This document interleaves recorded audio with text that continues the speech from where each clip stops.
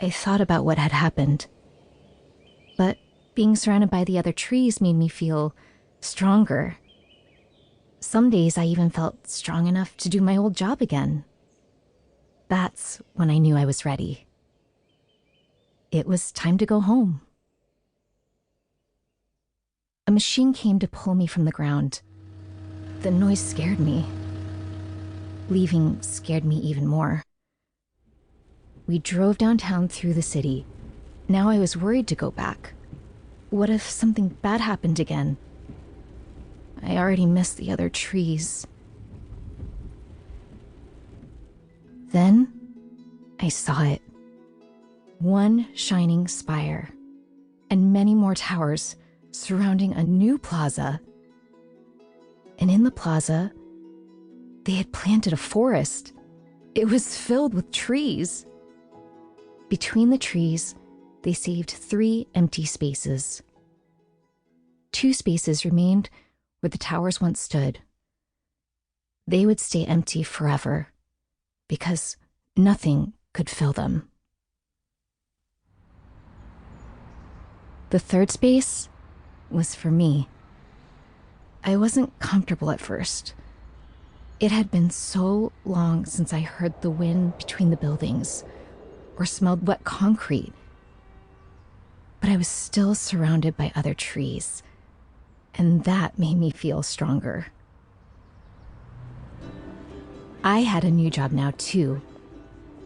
Anyone who felt a shadow overhead could stand under my leaves and find peace. Anyone who was hurt could see how my branches had healed and find hope. In my plaza, filled with so many trees, I am still the first to blossom.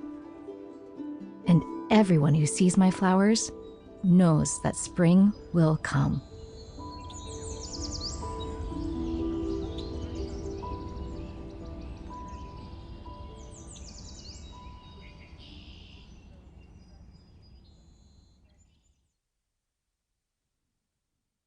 Author's note. I grew up in New York City. For me, like many people who lived there before 9/11, the Twin Towers were a sort of fixed point in the skyline and in my imagination.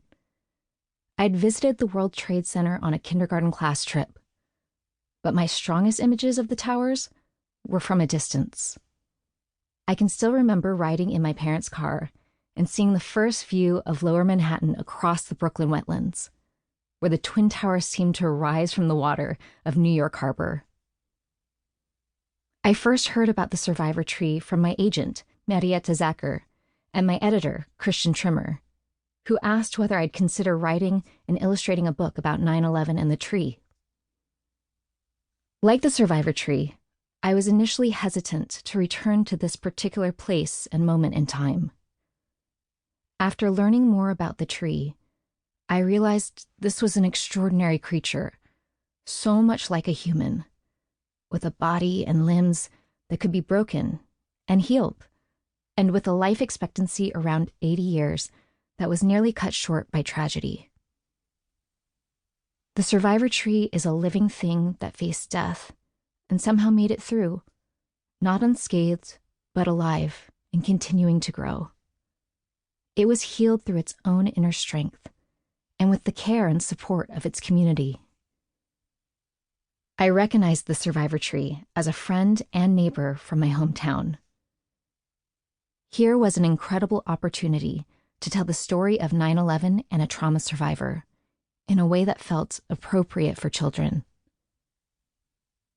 The 9/11 attacks happened a few days into my first month of 10th grade. As the years pass, my feelings about that tragedy return more and more to the emotions we felt in the first days and weeks after the towers collapsed, when 9/11 felt like an attack on the New York metropolitan area, and the cleanup was a problem that was ours to solve. The fires were put out by our friends and family, and the rubble was cleared by our neighbors. My cousin, Stephen Adio, was a safety inspector on the site. For a city that prides itself on resilience, 9/11 proved this was no empty boast. New York was battered and broken, and we would take years to heal, knowing many wounds would never disappear. But we were